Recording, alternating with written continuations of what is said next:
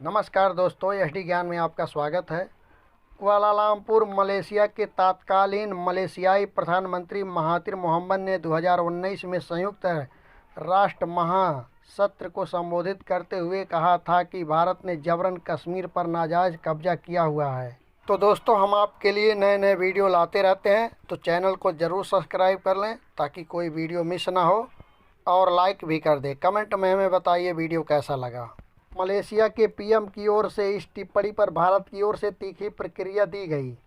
मलेशियाई PM के पाकिस्तान के सुर में सुर मिलाने का सीधा असर ये हुआ कि दोनों देशों के संबंध बुरी तरह से प्रभावित हुए। भारत ने कई कड़े कदम उठाए। इससे द्विपक्षीय व्यापार और वाणिज्य क्षेत्रों में दोनों देशों के बीच कई तरह की मुश्किलें शुरू हो गई। सऊदी विरोधी कट्टरपंथी इस्लामी समूह के अगुवा बनने की कोशिश में लगे महातिर ने कश्मीर पर टिप्पणी की तो भारत ने मलेशियाई पाम तेल के आयात में कमी कर दी। भारतीयों के बीच भी मलेशियाई उत्पादों को त्यागने का आह्वान होने लगा। मलेशिया से पाम तेल के आयात को रोकने का भारत का फैसला मलेशिया के लिए एक झटका था, क्योंकि 2018 में 6.84 बिलियन रिंगिट 1.63 बिलियन अमेरिकी डॉलर मूल्य के साथ भारत पाम तेल और पाम तेल उत्पादों के लिए उसका तीसरा सबसे बड़ा बाजार था। भारत मलेशिया संबंधों में तनाव बीते कुछ समय से छंटता दिख रहा है। खास तौर से मलेशिया में अनवर इब्राहिम के पीएम बनने के बाद उनके रुख में बदलाव आया है। 2019 में भारत पर भड़कता दिख रहा मलेशिया पूरी तरह से अलग रुख अपना रहा है और बेहतर संबंध चाहता है।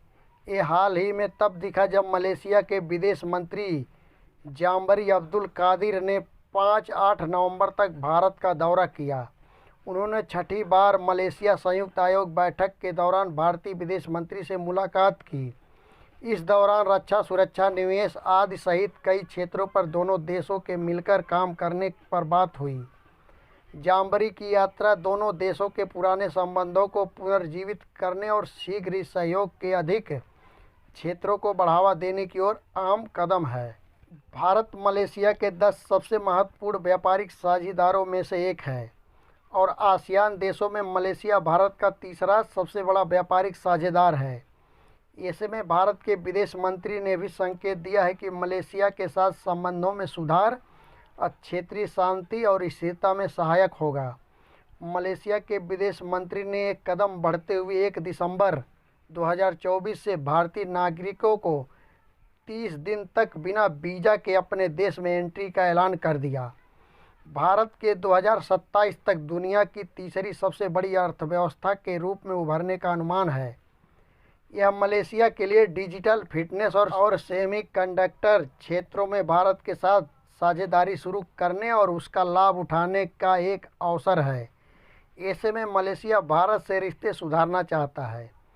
इसके अलावा 2025 में आसियान अध्यक्ष के रूप में मलेशिया को भारत के साथ की ज़रूरत है, क्योंकि वह आसियान का एक महत्वपूर्ण सदस्य है।